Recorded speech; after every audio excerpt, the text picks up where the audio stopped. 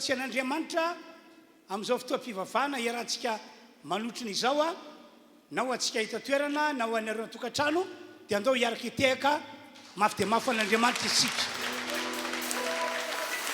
everiko fa raha mbola misy mafy izany dia ataovy ihany ataovy ihany ataovy ihany alleluia ny voninahitra ho an'Andriamanitra ieriheriana ara-baina daholo ianareo rehetra zay toka manotrina ty fotoam-pivavahana ity hatramin'ny ianareo izay any tokantrano any matoky sy mino isika fa hiasa indray Andriamanitra ao anatin'izao fotoam-pivavahana izao ka ho an'ny olona marary raha sandrika misy marary aza matahotra fefanolobava Andriamanitra hitondra fanasitrana ho anao izy amin'ny alalan'ity fotoana ity hitondra fanasitrana ho anao izay marary izy halleluia amen ary ho antsika tsy marary aza matahotra fa manana ny tenin'ny baiboly isika hiaro-tsika eto ahoana mivolazany salama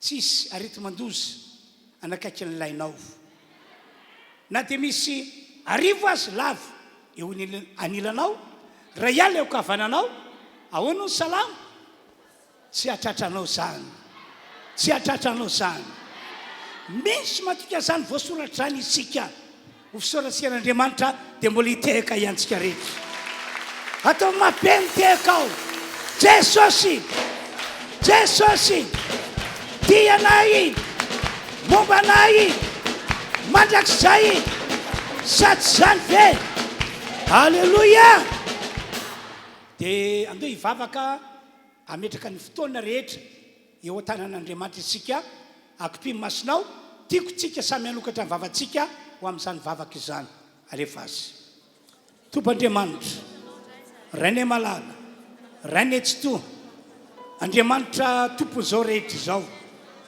ankehitriny misotranao zay ny amin'izao fahavelomana tombonandro mianao anay izao ary misotranao zahay fa manarika ty fotoana ety ianao manarika ty fotoana ety ianao ary anao zavatra lehibe sy mahagaga eo aminay marina tokoa halleluia halleluia halleluia ino ankehitriny voatany fotoam-pivavahana atao eto voata ka tsy misy programmena divoly ho tanteraka zany eto voasakana amin'ny anaran'i Jesosy ny hevitry ny divoly voasakana amin'ny anaran'i Jesosy ny hevitry ny divoly voatohatra amin'ny anaran'i Jesosy programmany divoly ary ny ran'i Jesosy ane ho fiarovana ho anay ny marary rehetra toka eto sitranina ary ny salama tsy ho azo ny aretina misaotra tompo misaotra amin'ny anaran'i Jesosy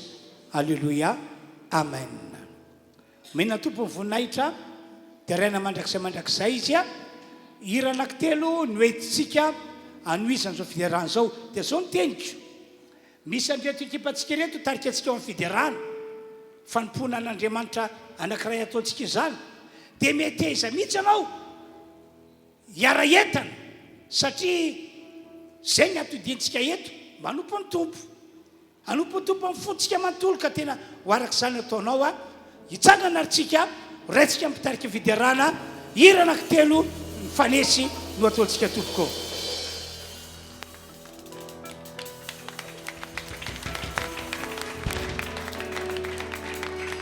halleluia atao mafy ny tehako ho famezatsika voninahitra ho an'i Jesosy ho fankalazantsika ho fiderantsika ilay mpanjaka amin'ny mpanjaka ilay tompony tompo ilay Andriamanitra be voninahitra sy manana hery eto izany fanatrehan'izany androany amena dia mbola mamerina ny fiarabana ho antsika izay tonga eto anompo an'Andriamanitra eto androany a mino fa eton'i Jesosy androany raha tonga eto ianao androany a atsapany herin'Andriamanitra atsapany fahasoavan'Andriamanitra ho anao atokantrano koa dia tolorana ny ariaba amin'ny anaran'i Jesosy manompo an'Andriamanitra etsika androany a mino fa eto ny fanatrehan'Andriamanitra niza na iza anompo an'Andriamanitra amin'ny fony rehetra dia atsapany heriny atsapany fanasitranany atsapa fahagagana atsapa vahaolana atsapa fandreseny tsy alamaina ianao e amena halleluia sambatra ianao tonga eto androany sambatra anao mbola manana fahavelomanaina anompo an'Andriamanitra.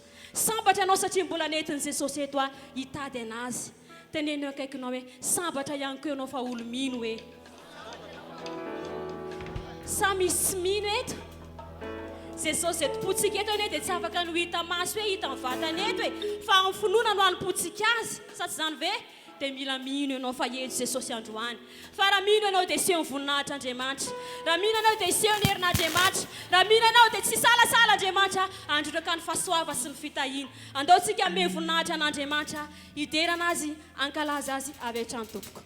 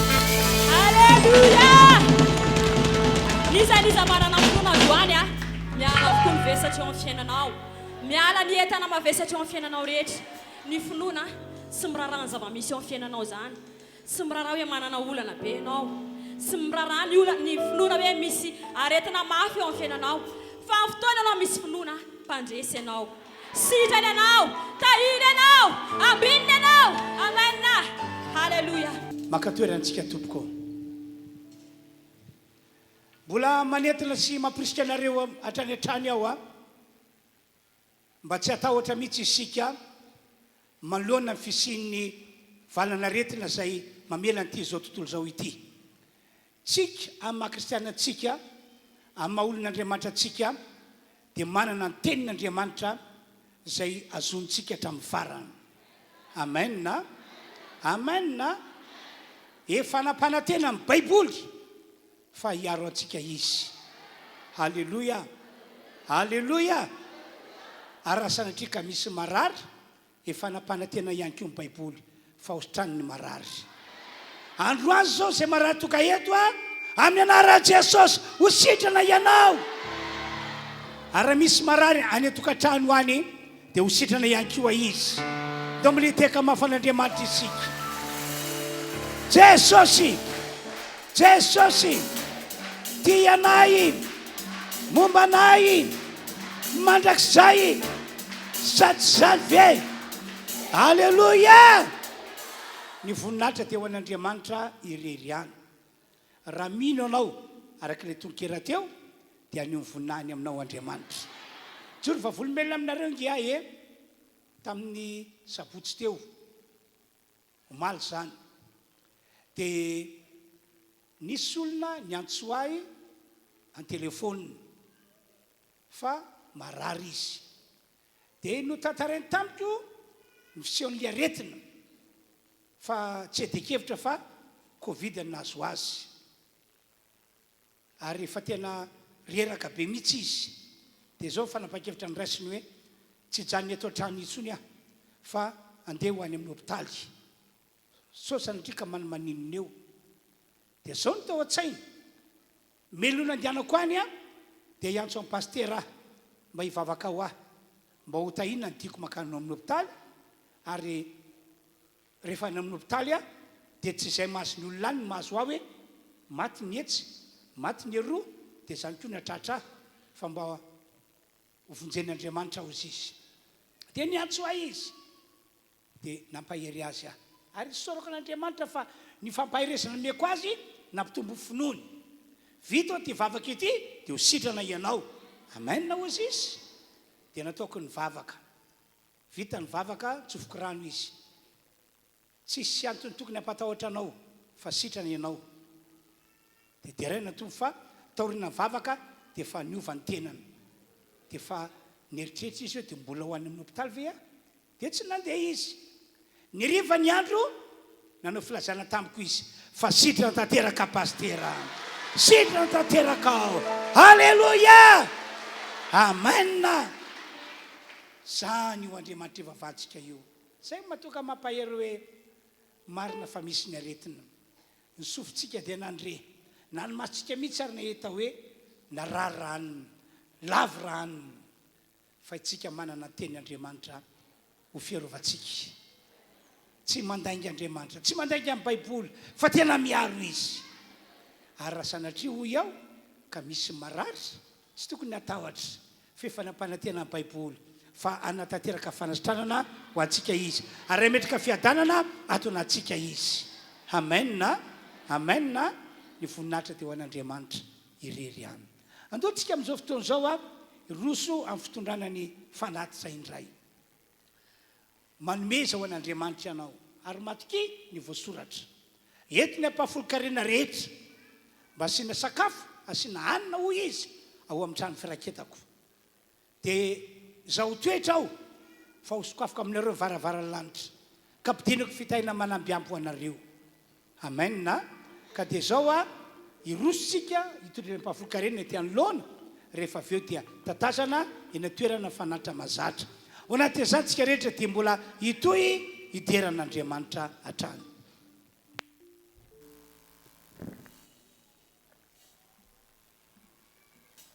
afaka mandrosa avy hatrany tsika tompoko a an'izay tona fafolo karena.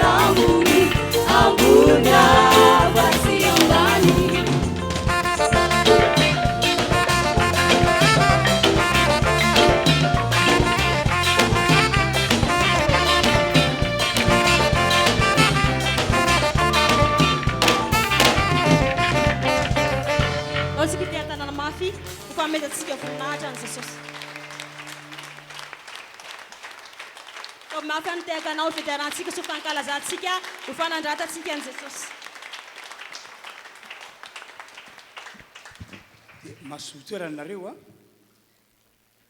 amaky baiboly avy hatrany isika tompoko aro tsara ny voasoratra ato amin'ny Samuel voalohany toko 7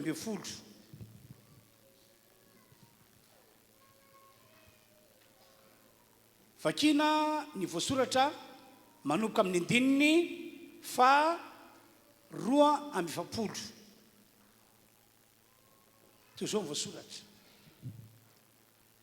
Ary no nijerijery any Davida le Filistina ka nahita azy dia nianjonanjona taminy fa tanora izy sady mena volo no tsara tarehy.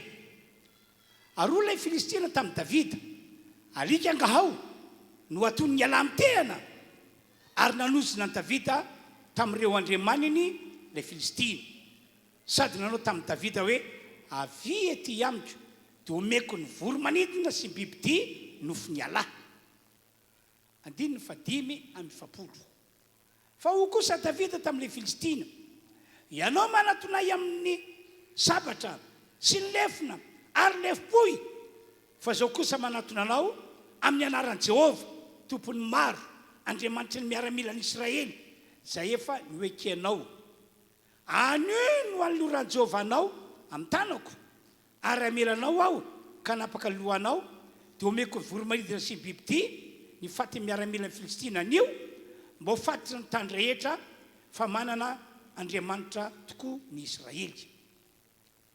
Ary ho fatitra zao fiangonana rehetra zao fa tsy sabatra sy lefina no amin'izay Jehova fa ny Jehova niady ary anolotra anareo hoe ho antananay izy. Ary no niainga le Filistina ka nanato ny tsenan'i Davida dia nandroso faingany Davida ka niazakazaka hoe ho amin'ny lara miaramila itsena le Filistina. Ary natsofoka Davida tao akitapo ny tanany ka nakavato tao izy ka dia nalefany tamin'ny atsamitady ka navola Filistina tamin'ny andriny ary nilety tamin'ny andriny vato dia potraka ny akoka tamin'ny tany izy. Toy izany no nandreseny Davida le Filistina tamin'ny vatony atsamitady fa namely le Filistina izy ka nafaty azy. Ary tsy nisabatra tena tanan'i Davida dia niazakazaka Davida ka nitsangana teo anilan'ilay Filistina dia nalainy ny sabatra le io ka nitsoahany tamin'ny tranony dia namonony azy sy nanapahany ny lohany. Ary no nitan'ny Israely fa maty ilay lehilahy maheriny, azafady, ary no nitan'ny Filistina fa maty ilay lehilahy maheriny dia vaky nandositra izy. Ary ny lehilahy amin'ny Israely sy ny Joda dia nitsangana ka nanakora sy nanendrika ny Filistina hatranakaiky ny gay sy ny vavadiny ikorona ary zay vo tamin'ny Filistina dia niapatrapatra teny amin'ny lalana makany Saraima ary hatrany Gata ka hatrany ikorona. Ary ny zanak'i Israely niverina avy nanendrika mafy ny Filistina ka namabo mitobony koa. Ary ny lohan'ilay Filistina dia noraisiny Davida ka netiny tany Jerusalema fa ny fediny napetrany tao amin'ny lainy. Korintianina voalohany 12 dia ny 7:20 vakina toy izao indray ny voasoratra amin'ny anaran'i Jesosy. Fa isaorana ny Andriamanitra zay manome antsika ny fandresena amin'ny alalan'i Jesosy Kristy tompontsika. Fisaorantsika an'Andriamanitra dia rariny raha hiteka ho an'Andriamanitra mafy isika. Amen. Ndray taona nitsangana ny Filistina zay notarian'ny Goliata be mba hiady amin'ny zanak'Israely zay notarian'ny mpanjaka Saoly. Indrisy nefa ny nampalahelo riavana malala dia izao ny vatom-po sy natahotra ireo olon'Andriamanitra raha vao nahita ny Goliata be, indrindra raha vao nandre ny fandrahonana nataon'ny Goliata be le mpitarika ny Filistina. Ataoko vakitsika amin'ny Baiboly zay manamarina izany ato amin'ny Samuela voalohany 7:20 dia vakitsika ny 9 7 zao voasoratra. Ary nijanona izy, Goliata be zany io janona io, dia niatso ny miaramilan'i Israely ka nanao taminy hoe nahoany ianareo no mivoaka ilatra hiady, tsy Filistina va ao, ary ianareo kosa mpanompo Saoly, mifidiana lehilahy ray ianareo, aroka izy hidina ety amiko. raha tahina maresy ahy izy ka mahafaty ahy dia ho mpanomponareo izahay fa raha resy kosa izy ka matiko dia ho mpanomponay ianareo ka nompo anay. Ary o ilay Filistiny zao efa niaiky ny miaramila ny Israely androany amoaly alahy ray aho iady amiko. Dia andininy firaika amby folo ity ilay nambarako taminareo teo. Ary raha reny Saoly sy ny Israely rehetra zany teny Filistiny zany dia nivady-po izy ka raiky tahotra loatra. Nampalahelo sy namenatra be mihitsy ilay izy satria tahaka reny olona tsy nanana an Jehova ho Andriamanitra ivavana sy tompona ireny ny zanak'Israely. Tahaka reny hoe tsy manana an'Andriamanitra ivavana ireny ry zareo. Zany ny zava-nisy tamin'ny andro Saoly. Dia hoy androany aza mba isan'ny olona tahaka izany isika fiangonana RHEFI eto Androndrakely. Amin'ny mampely kristianantsika dia tsy mety tompoko ny manana fiainana tahaka izany satria tsy ny devoly ange no maresy na hoe mahery fa ny Andriamantsika no maresy ary ny Andriamantsika no mahery. Amen. Amen. Tsy ny ekipa devoly no tompon-teny farany raha mandrahona aza izy fa isika vahoaka an'Andriamanitra izay manana an'Andriamanitra monina atao antsika ny tompon-teny farany. Asio tehaka faran'izay mafy. Ary zay ny mila tandremana be mihitsy. Raha hoy ianao tena resy dia ho resy ianao. Raha hoy ianao tsy maintsy mandresy dia tsy maintsy mandresy ianao. Amen. Amen. Ahoana hoy Andriamanitra tamin'ireo zanak'Israely arak'izay no lazainy vavanareo no ataoko aminareo. Hoy ireo zanak'Israely inay ane mba tety amin'ny hevitra tety no maty izahay.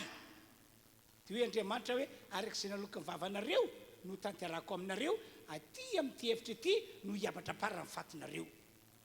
Fa raha hoy zareo hoe efa anona ho antsika ireo ho Joshua sy Kaleba andao antsika hiditra amin'ny tany io mihitsy fa efa niala tamin'ny fiarovany dia ny fiarovan'ireo mponina tao amin'ny tany Kanana dia arak'izay koa toran'Andriamanitra any Joshua sy Kaleba sy ireo ekipa niaraka taminy. Isika ny tompo-teny farany fa tsy ny devoly ry havana. Ka veriko indray hoe aza mba isan'ny olona matahotra sy mivadi-po tahaka an'ireo tahaka ny Saoly ianao sy miaramila ny Israely raha sanatria katojolana natojo zavatra sarotra. Dia rehefa mandinika amin'ny Baiboly aho ny fototra natoka ny tahotra sy ny fototra natoka azy ireo tsy nanana finoana sy tsy nanana fatokina an'Andriamanitra intsony kanefa dia olon'Andriamanitra zareo dia ity satria efa niala tao amin'ny Saoly ilay mpitarika ny fanan'Andriamanitra. Efa tsy tao amin'ny intsony ny fanan'Andriamanitra. Ka rehefa tsy ao amin'ny olona fanan'Andriamanitra dia adin'ny olona momba an'Andriamanitra, adin'ny olona momba ny herin'Andriamanitra, adin'ny olona ny momba ny fahagagana izay azon'Andriamanitra tanterahana manakatrehitriny. Adininy zany, adin'ny Saoly zany rehetra hita zany, adin'ny zanak'Israely zany rehetra hita zany. Rehefa niala tao amin'ny Saoly ihany koa ilay Saoly mpitarika ny fanan'Andriamanitra dia nisosoka niditra ny fanahy ratsy. Niditra ny fanahy ratsy dia ilay fanahy ratsy mpitondra tahotra, ilay fanahy ratsy mpampiororo ka lasa foana ho azy. Tsy tao amin'ireo tsy tao amin'ny Saoly intsony, tsy tao amin'ireo zanak'Israely intsony ilay finoana sy ilay fatokina an'Andriamanitra. Andao ke jeresika mivolatra amin'ny Baiboly ato amin'ny Samuela voalohany toko 4:20 dia ny 5:20 fa ny fanan'i Jehova efa niala tamin'ny Saoly. Izay ny mazava be fa ny fanan'i Jehova efa niala tamin'ny Saoly ary nisy fanahy ratsy avy tany amin'i Jehova napatahotra azy. Rehefa niala tamin'ny Saoly ny fanan'Andriamanitra dia nisy fanaratsy indray niditra tao amin'ny Saoly napatahotra azy. Ry havana, mila mitandrina be mihitsy isika. So sanatria ka kristianina ihany, olon'Andriamanitra ihany, kanefa zany ny fiafaran'ny fiainantsika, raiky tahotra sy mivadi-po manoloana ny olana, manoloana ny ady. Ka rehefa tsy ao aminao tsony ny fanan'Andriamanitra, fifaniala ohatra, na ihany koa hoe tsy mbola niraisinao ny fanan'Andriamanitra manaka ankehitriny izao, dia izay ny zava-misy, raiky tahotra ianao, hivadi-po ianao manoloana ny ady. Ka androany zany zao dia hivavaka tsika mba andray ny fanahy masina, ary manana etaeta ny andray ny fanahy masina. Sady zany ve?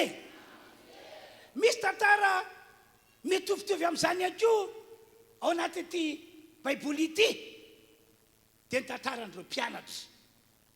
Araka volasan'ny baiboly, raiky tahotra sy mivadi-po foana ireo mpianatra Jesosy rehefa mifanojo olana ny fiainana.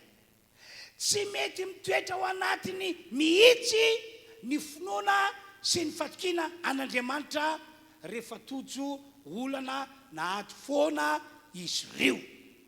Inona ny antony?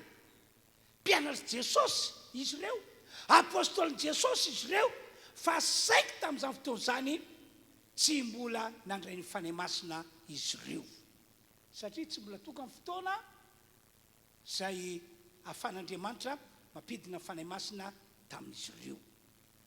Ohatra efa nisy ty tantaraiko ity, ndray mandeha nandeha lakana ny mpianatra Jesosy hoe hiala eto amin'ny toerana ity fa hoeriam-pita.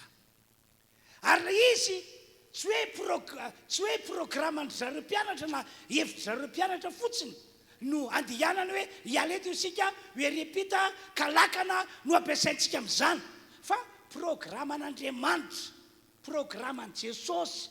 Marika toko faefatra andiny fadeo amin'ny telopolo ho Jesosy andeontsika hiala eto ka hoeriam-pita. Zay zany programme an'Andriamanitra, zay programme an' Jesosy. Fa ity ny zavatra ankiray tiako ampitaina amintsika, rehefa Andriamanitra manao programme, rehefa Tompo Jesosy manao programme, dia araky ny programme iny tsy maintsy tanteraka. Amen. Amen. Tandreminy mieritreritra ratsy na sanatria ka hoe teniteny foana ianao tahaka ny nataon'ireo zanak'Israely. Tsaroko tantarain'ny baiboly ao amin'ny bokin'ny Exodosy, ao amin'ny bokin'ny Nomery, inona ny zava-nisy? Mieritreritra ratsy sady niteniteny foana reto zanak'Israely. Zao ny mieritreritra ratsy tao aminy, zao ny teniteny foana nataon'izy ireo. Nahoana Jehova no tondra anay ho aty mitevitra ity mba ho lafitsapatra? Nahoana Jehova no tondra anay hiditra amin'ny toerana io mba ho faty, mba hamonoana anay sy vady aman-dranakay? Tena ratsy be nge zany eritreritra zany, indrindrindrindra zany tena alokan'ny vavany zany.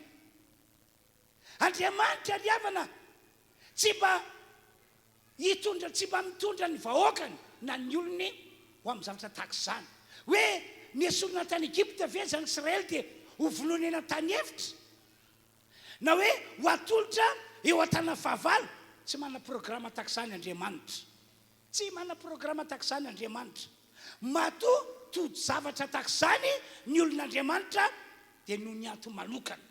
Ohatra zao hoe nanota ny zanak'Israely, nanao sarina omby lava volamena, dia iny no nolazainy hoe Andriamanitra nanafaka tany Egypta. Dia izay no natezitra an'Andriamanitra ka natokan'Andriamanitra ny loabava mihitsy hoe ho aringana reto vahoaka ireto fa vahoaka mafiatoka. Fa raha ohatra ka tsara fifandraisanao amin'Andriamanitra, milamina fifandraisanao amin'Andriamanitra, tsy hitondranao ho amin'ny fahafatesana zany Andriamanitra na ho rendrika ny ampandehanana, fa zay no lazainy tsy maintsy hitondrany anao. Miala eto Egypta ianareo, tsy maintsy tafiditra ny tany tondra-droa sy tantely.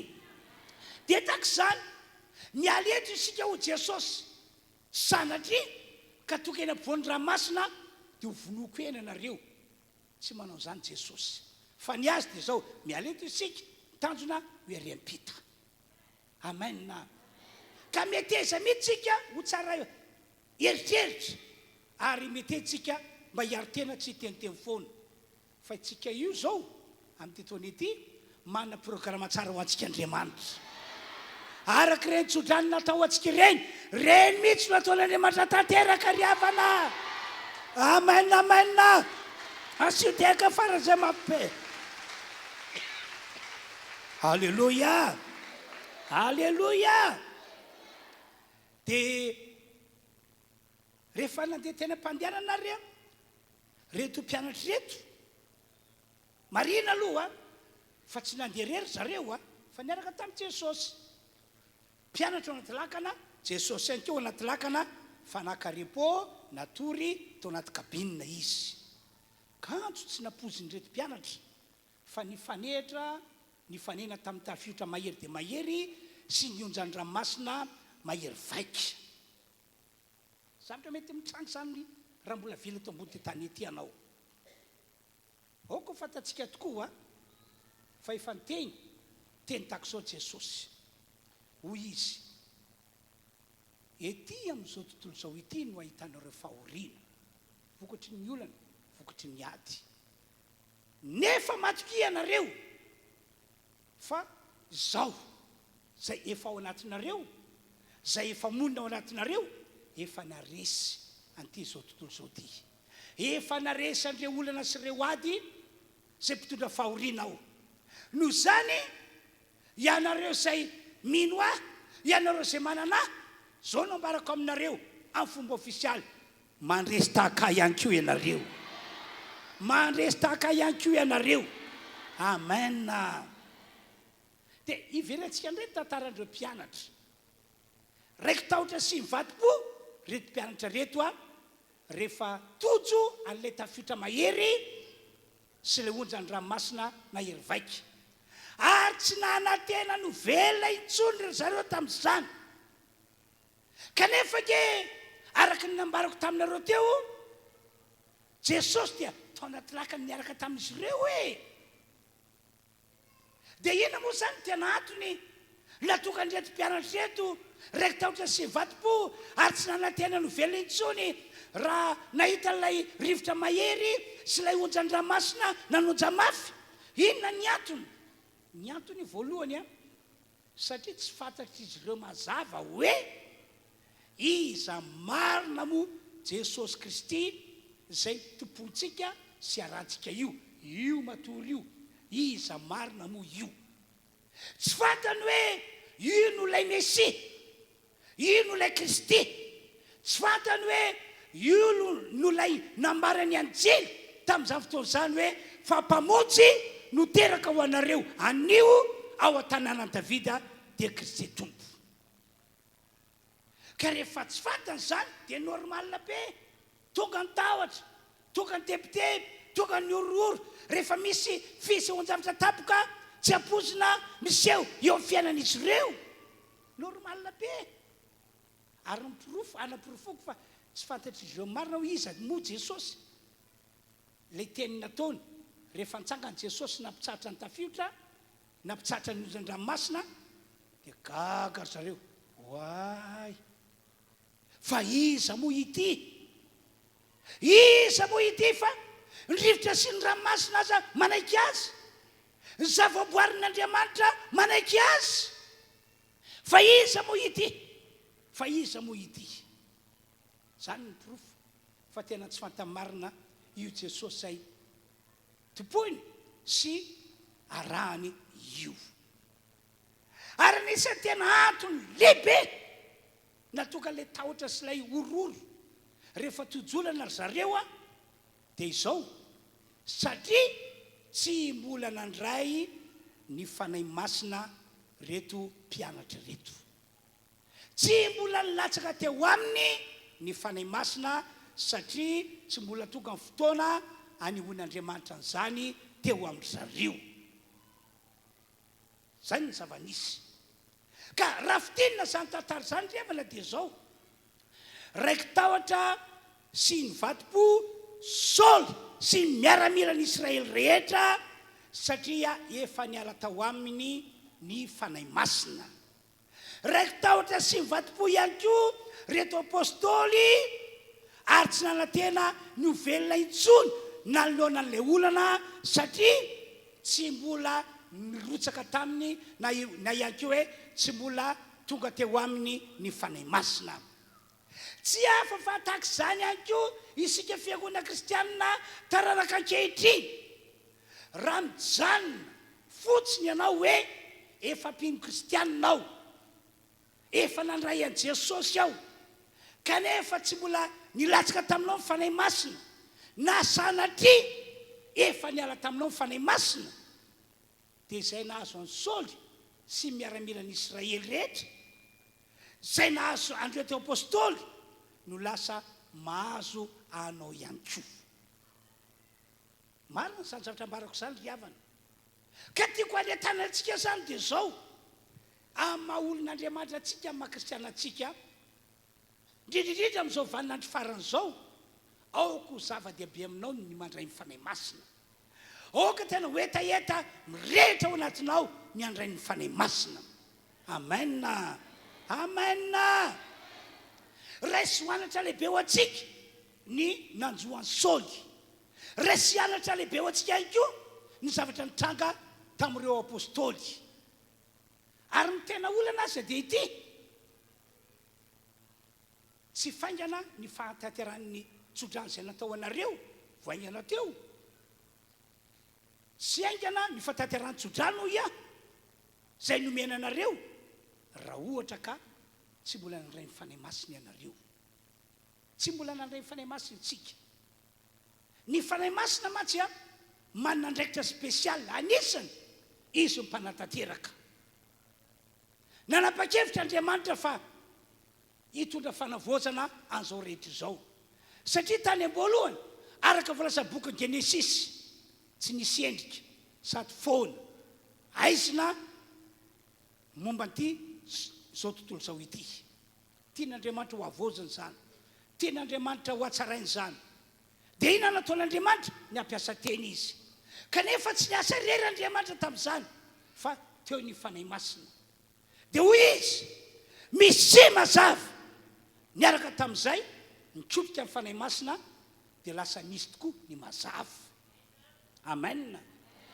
Ny fanahy masina zany dia izay no anisan'ny asany mpanatanteraka. Itsika izany izao efa nitsofina rano, efa nirariana soa. Tena nataon'Andriamanitra spesiala ny fiainantsika rehetrarehetra tonga eto. Ary ny fanahy masina efa vonona ahatanteraka an'izany. Noho izany zany dia ilaintsika amin'ny maha-kristianantsika, amin'ny maha-olon'Andriamanitra antsika, ilaina milatsaka amintsika ny fanahy masina ary ilaina mameno antsika ny fanahy masina. Ka toa amiko ianareo rehetra androany na iza na izy, enatra aminareo izay vaovao sambany manaraka ty fotoam-pivavahana ity azy, aoka ngetaeta ny andray ny fanahy masina ianao. Fa ho hitanao ny fiasan'Andriamanitra magaga, ho hitanao ny herin'Andriamanitra lehibe tonga eny aminao eny amin'ity taona dia avintsika ity. Nasiteka faran'izay mabe tompoko. Alleloia. Hivavaka izany tsika rehefa avy eo hivavaka fotsika manontolo, fa andao hiverenantsika indray ny ady ny fanaovana ny zanak'Israely tamin'ny Filistina. Tao anatin'io ady ny fanaovana io, izay tany am-boalohany aloha dia mbola resaka vavany no ampidiny, ny fanasa vangy, ny mpitarika Filistina sy ny mpitarika ny zanak'Israely. Tao anatin'izany ady zany no nisy tovolahy anankiray, Davida no anarany. Zany lehilahy atao hoe Davida izany, araka voalaza amin'ny Baiboly, lehilahy efa voaositra, lehilahy efa nandray ny fanahy masina. Dia ny toerana nisy azy io tany am-boalohany dia irakiraka, ilay faralahy irakiraka, mpiandrondry amanosiny tena nametrany ny andraikitra na mipetraky ny rainy taminy. Dia natsony rainy izy, Davida, andao ianao izy mba irako ho any amin'ny sanady dia mba hitondra andreto sakafo reto mofo sy fromazy ho an'ny rahalanao ho any sokona ho any dia ampitondraiky ihany koa no sakafo sy fromazy a mofo sy fromazy a ho an'ny sôly mpanjaka dia mba fitory ihany koa manaona sy manahoana mitoetoetra ny rahalanao any irakiraka tahaka izany Davida dia nandeha Davida navity pilika mihitsy nandeha ho any amin'ny tany misy ady fa tsy matahotra zany izy dia rehefa tonga tany izy a dia gaga izy jereny sôly inona ary mampivarahontsana ty mpanjaka ity jereny ihany koa miaramila rehetra inona re no mahazo andreto miaramila an'Andriamanitra reto hoe fa ga tsy manana Jehovah ho Andriamanitra reto ndreto no varahontsana reky tahotra mivadipo tahako zao dia eny tenin'ny sôly mpanjaka ry miaramila ny Israely rehetra iza aminareo no vonona iady amin'io Filistina tsy mifora io fa raha misy vonona iady aminy ka maresy azy dia zao ny prime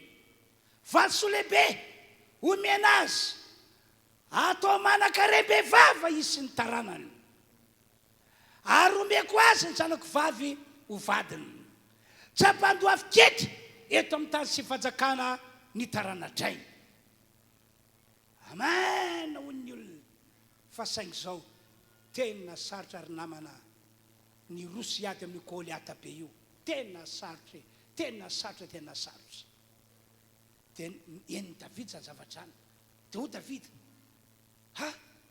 avy alao iady amin'ilay io dia ndresaka tamin'ireo miaramila sasatsasany izy avy alao iady amin'ilay io avy alao iady amin'ilay io dia nisy olona tondra tatitra tany mpanjaka ry Andriamanitra mpanjaka ao misy lehilahy vonona iady amin'ny Goliata hony ay asa makaty faikan'izy asa makaty faikan'izy dia nentina vany Davida eo aloha miaraka amin'reto miaramila maromaro hitondrany Davida ho any mpanjaka ratsy ny mpanjaka raha nahita azy hoe tena zaza kely ankizy kely ity ve mbo hiady amin'ny mpanjaka dia hiady amin'ny Goliata dia nanao te malefaka amin'ny mpanjaka tsy nitreritseriny tsy tono anaka niady amin'ilay io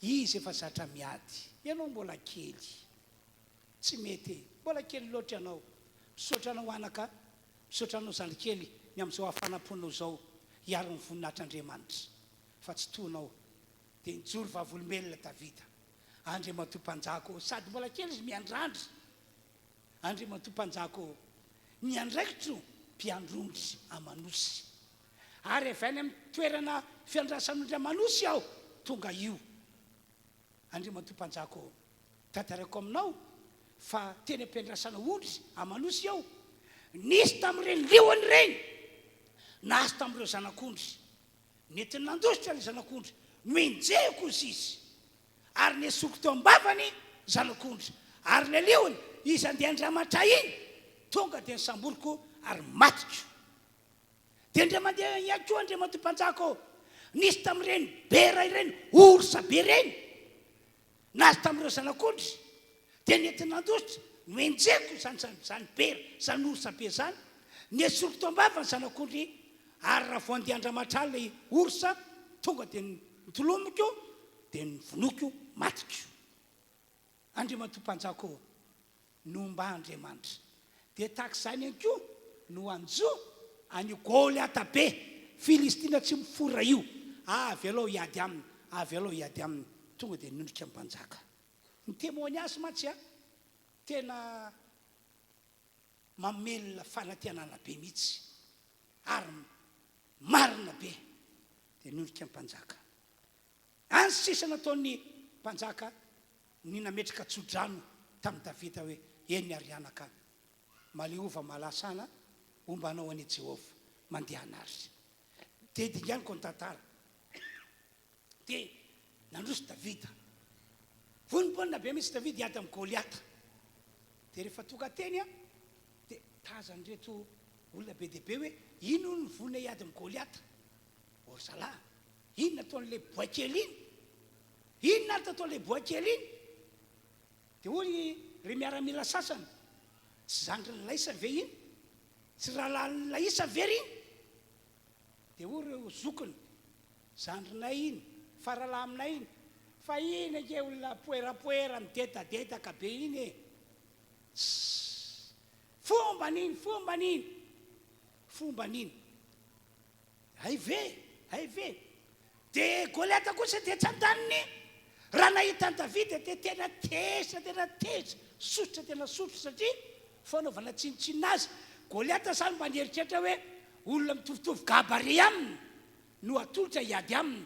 Kanjo olona mbola zaza, mbola kely. Ary tsy vitan'izay fa raha voalaza ny Baiboly a, tovolahy kely, mena volo, barimaso, tsara tarehy. Matetika mantsy a, rehefa manolotra adversaire dia olona ratsy tarehy no aroso. Ratsy tarehy. Ohatra hoe lehilahy vavety be, nify mitrakitsaky, sofy mikopaka be, ny oringeda be. Amin'izay dia mivaraontsana avy hatrany mialohan'ny ady ny fahavalo. Fa ity tovolahy kely, sady zay mena volo, tahaka n'ireny volon'ny tovolahy tovovavy, lokona menamena ireny mba hanatsarana endrika. Fa ny Davida volo voajanahary. Ny masony, hoy ny Baiboly hoe barimaso. Ohatran'ny hoe milaza hoe tena bogosy a. Asa tahaka an'iza re zany e? Iza mba tondroko eto hoe tahaka ny ranony na tahaka ny ranony. Ny tarehiny tena tarehiny olona tena tsara e. Tena tarehiny olona tena tsara. Zany momba azy. Kanefa zany no naroso hiata amin'ny Goliata. Tezitra Goliata. Alika nga natolona amin'ny tena. Vita ny landroany fa matoka lahy. Dia omeko ny voromanidina sy ny biby ty nofy ny alandroany. Davida kosa tsotra ny teniny. Ianao ry Goliata be, manatonay amin'ny lefina sy ny lefipoy ary manatonay amin'ny sabatra. Fa izao kosa manatonanao amin'ny anaran'i Jehovah Andriamanitry ny Israely. Anio no aloran'i Jehovah anao hoe ho atanako.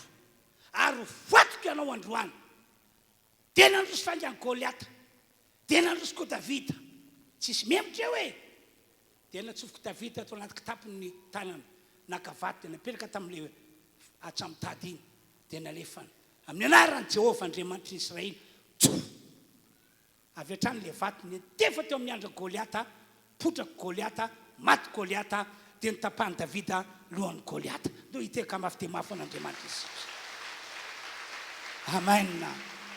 Ka rehefa tena dininao ny tantara, aranao ny tantara, tsy hoe natonga Davida nahafaty Goliata hoe olona mahay miady, tsy any loatra le izy. Tsy hoe olona be sary, tsy any loatra mihitsy le izy. Fa Davida efa nosoran'Andriamanitra. Davida efa nandatsan'Andriamanitra amin'ny fanan'Andriamanitra. Andoha vakitsika voalaza ny Baiboly ato amin'ny Samuel voalohany toko 2 dia ny 7.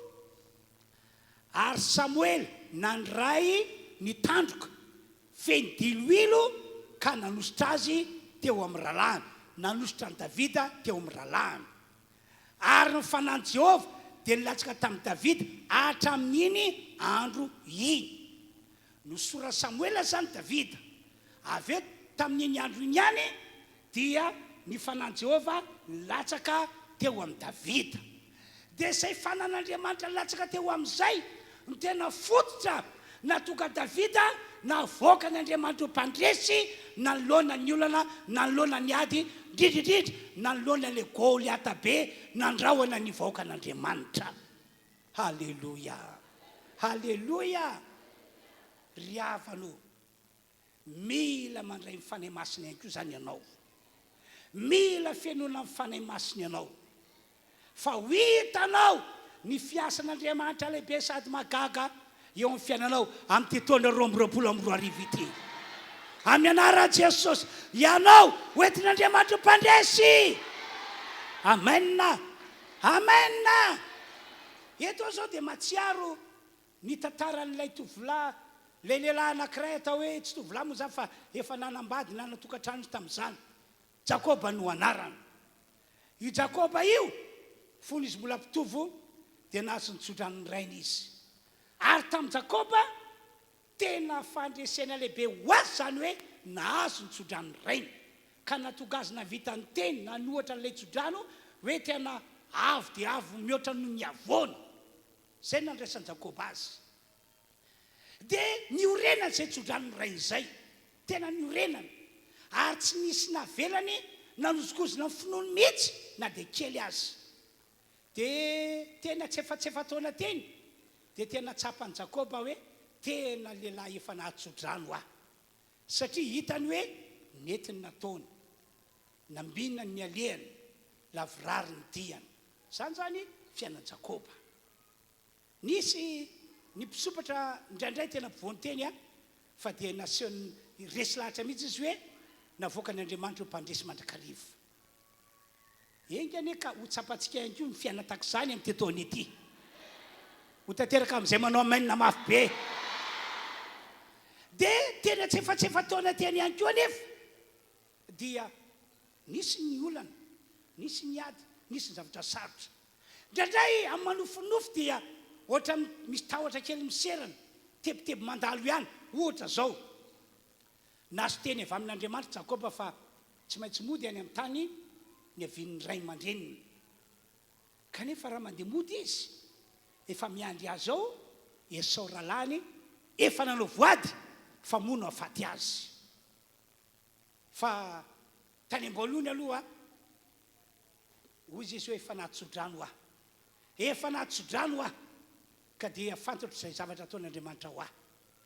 Fa rehefa tena kaikaiky an'ilay tanàna idirana izy, teo amin'izay no nandalo le fiainana maha-olombelon'olombelona. Zao Esau zao nge efa mivoady fa mono ary vao hitany. Da andreo aloha andeha aniraka olona kely amitrana fihavanana any amin'ny Esau any. Fa aloha zay hijanona eto. Dia rehefa tonga le olona ny rahany dia nanontaniana, ahoana sahoana ny fanena tamin'ny Esau ianareo? Dia eny andre matoa Jakoba, nahita ny Esau tokoa zay ary fanena taminy ary nifampiresaka taminy.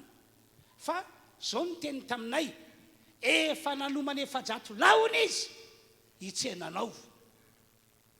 Raha vao nandreny zany Jakoba dia hafa ny tao an-tsainy aloha, dangereux be zany, efa-jato lahy hiady amiko, andeha samotra amabo aho.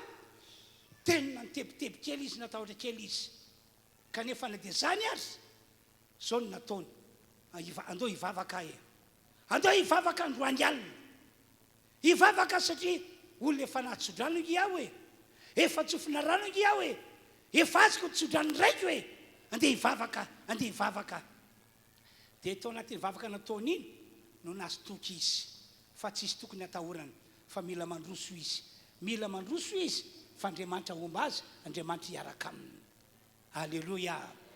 Riavanao, ho antsika rehetra toka eto dia izay mihitsy no ampaherezana antsika. Amin'ny maha-olona antsika dia indraindray misy tahotra kely miserana ihany atao anaty. Fa ny vahaolana tsara ho anao, manaova vavaka ianao. Manaova vavaka ianao. Satria olona efa nitsofina rano anao. Ary nitsodrano izay nitsofina rano anao, enin'Andriamanitra. Satria teo mason'Andriamanitra no nanaovana zany. Dia ahoana ho ny Baiboly, ho ny faminaniana, mahatoa ny tenin'ny mpanompoka aho. Zany hoe ny mpanompon'Andriamanitra rehefa miteny na rehefa mitsodrano dia toavin'Andriamanitra. Ahoana ihany koa i Andriamanitra matateraka saina natolotry ny irako aho. Zany hoe ny saina sy ny hevitra avy any an-danitra avy amin'Andriamanitra nomena ny mpanompony dia ho tanteran'Andriamanitra. Amen. Dia zay zany tsy maintsy fiafaran'ny fiainantsika io. Efa nitsofina rano anao, ka tsara raha sendra miserana mitahotra sy ny tebiteby, aleo mandoalika mivavaka. Aleo mivavaka tsara ianao, satria olona efa nahatsodrano. Ny fiainanao zany ho fiainana miavaky, tsy mitovy amin'ny fiainana daholobe. Ho tanteraka amin'izay mino ane zany. Amen. Andao hiteka mafy dia mafy antsika. dia taorina vavaka dia niainga amin'izay Jakoba. Iny Esau miazakazaka miaraka amin'ny 700 lapa andeha hitsena ny Jakoba. Tonga dia niakoka foany Jakoba, niakoka foany Jakoba, niakoka foany Jakoba. Dia inona zavatra nitranga? Mirakle. Raha olona tokony hifamono izy roa lahy dia ny Baiboly manao hoe ny famena, ny fanoroka ary samy nitomany. Zay le fiasan'Andriamanitra mahagaga. Zay le fiafaran'ny fiainan'olona efa nahatsodrano. Amen. Ka androany zany ny tena any an-tanako antsika rehetra dia zao: andao hivavakantsika ary amela ny fanahy masina hilatsaka hirotsaka amintsika, fa rehefa eo amintsika fanahy masina nitsodrany zay fantsofana rano antsika ho tanteraka 100 isan-jato eo fiainantsika amin'ity taona ity. Amen. Ary tiako tsika anina toetra tahaka ny toetra ny Jakoba, tsy matahotra, tsy manahy, fa zao foana natao mameno ny fo sy ny saina olona efa nahatsodrano aho. Misy fotoana miserana hoy aho ao anatin'ny tahotra sy ny tebiteby, fa zao tao lehibe indrindra efa nahatsodrano aho, tsy maintsy tafita ao ho tanteraka aminareo fiangonana an'izany. Amen. Dia jereo ihany koa ny tantarandreo apôstôly talohany nandraisan'izy ireo fanahy masina dia ilay nitantarana teo ny zavatra nitranga. Isika mifanena amin'ny olona sy ny ady raiky tahotra sy vadi-po foana ry zareo, tsy manana fonona sy fatokiana an'Andriamanitra mihitsy ry zareo. Fa rehefa nilatsaka tamin'izy ireo ny fanahy masina tamin'ny andro Pentekosta dia tsy maty ny tantara, niala ny tahotra. Ry Petera sy ireo namany izay feno tahotra iny nasany joro teo masom-bahoaka, nanambara hoe iza moa zahay reto? Apôstôlin'i Jesosy izahay, vavolombelon'i Jesosy izahay. Zany ny zavatra nitranga tamin'izany fotoana izany. Ny dikany dia zao: zava-dehibe ny fandraisana amin'ny fanahy masina. Ka hivavaka tsika amin'izao fotoana izao, hivavaka isika mba tonga antsika tena handray ny fanahy masina ary fiain'ny fanahy masina. Zao moa teko terem-boalohany, ianao za mionona fotsiny hoe efa mpino kristianina, efa nandray an' Jesosy, fa nidegina lehibe, anisan'ny tena lehibe andrasan'Andriamanitra mba ho hita eo fiainantsika, tsika mangetaheta handray ny fanahy masina ary tsika mandray ny fanahy masina tokoa. Amen. Hivavaka tsika amin'izao fotoana izao, tena hivavaka mandrosonareo mpitarika fiderana, hivavaka isika. Ny contrantsika dia hoe amafisina fa an'Andriamanitra isika. Zay aloha ny tena baziny, amafisina fa an'Andriamanitra isika. Ary lazao mihitsy fa tsy saraka aminy ianao, tsy vadika aminy ianao, sady tsy zany ve? Fa mialohan'izay aloha andaontsika hanao hira anankiray, ka ny hira ataontsika la hira zay efa miely be eto Madagasikara, la hira hoe hatramin'ny farany. Iny zany hira faramafisina kontra amin'Andriamanitra. Ary rehefa miry ianao dia oka tena hifantoka tsara ao amin'Andriamanitra, ao amin'i Jesosy hoe ianao no anorako ny tenako ary ianao hatramin'ny farany aho. Indranay moa iny hira iny ampiasain'ny olona, na ny olona zao tontolo zao ary mampiasa ny hira iny, fa mampiasa le hira izy fa tsy ho an'i Jesosy fa ho an'le olona, ohatra hoe any mariazy. Iny ny hira anaovan'ny bolozy. Dia raha mandeha ny hira iny tsy hoe mihira mety efa ho an'i Jesosy, fa mihira ho an'ilay parteneranao izy, anao hatramin'ny farany aho. Iny tsy mivadika aminao any, tsy haiko tsara moa le tonkira fa haiko ny dikany. Fa ny tsika androany raha mihira mety efa any amin'i Jesosy. Dia vita ny hira dia hivavaka tsika rehetra. Alefa azy tario ary ilay fidiarana.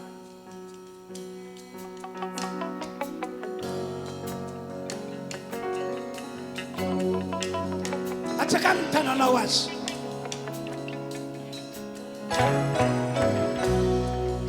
Akipimo masonao. Halleluja, halleluja.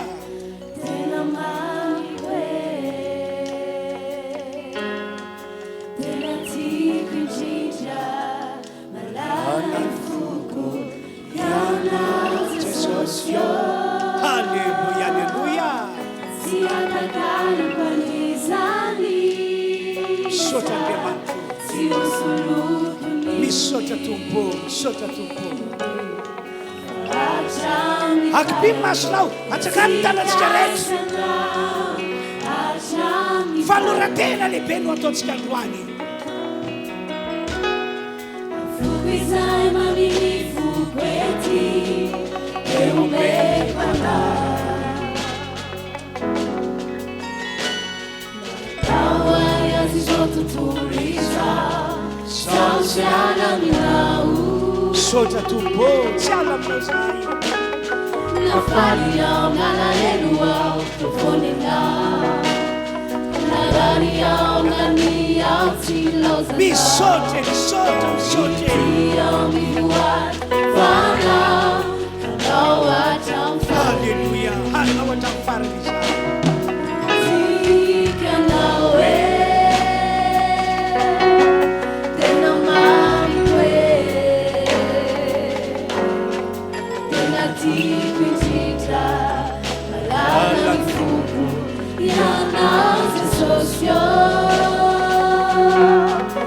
Atacado con Israelisa,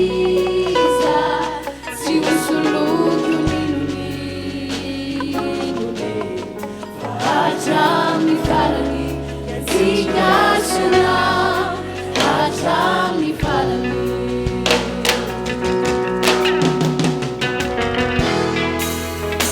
Ao fafantananao, maloratelo Andriamanitra. Ao ka tena ho an'i Jesosy. Di mombanao rehetra diavanao.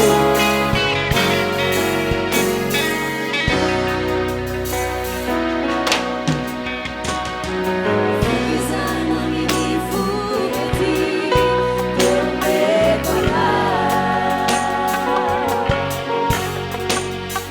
Tawai azy zao tontolo izao Sao tsy ala aminao Misaotra, misaotra, misaotra.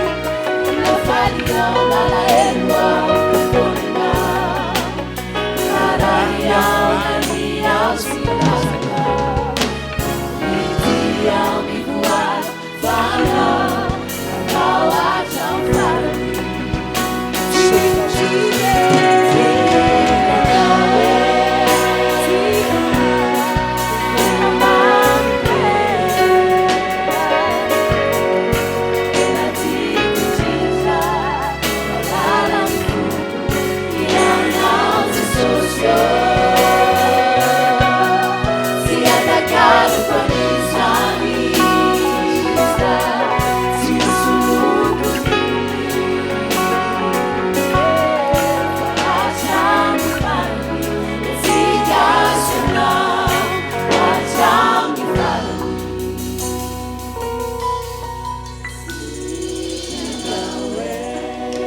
Halleluja.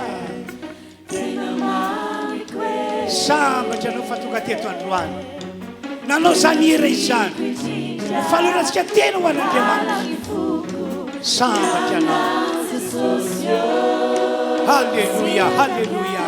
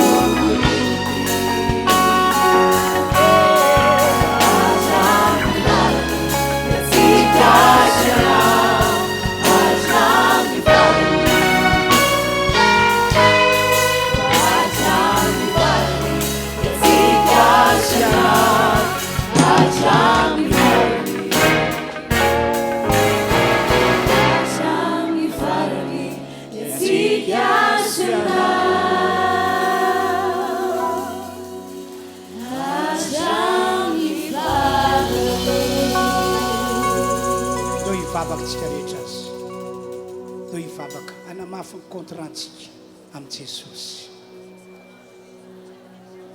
Tsy emotry ianao, tsy verin-dalana ianao, fa ho an'Andriamanitra andro manalina ianao fininao tsy ala ao anatinao mihitsy Jesosy. Sokafo amin'ny vavanao, asandrato feonao ka ataovy ny vavaka, ataovy ny vavaka. Alléluia, alléluia, alléluia, alléluia. Amen, amen, amen. Amen, amen, amen, amen. Misotranao Tompo, misotranao Andriamanitra tsy toa.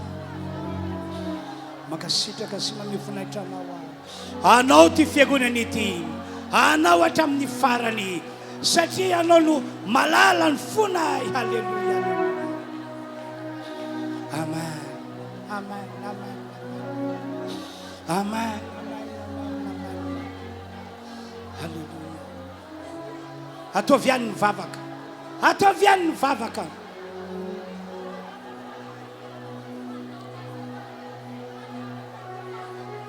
Alléluia, alléluia, alléluia, alléluia, alléluia.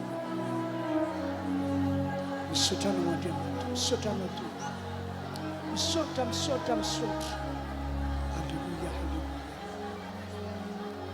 alléluia, alléluia. Lehibe ianao, lehibe ianao, lehibe ianao. Manapaka feny fiainana ianao Andriamanitra. Manapaka feny fiainana ianao. Alleluia, alleluia, alleluia, alleluia.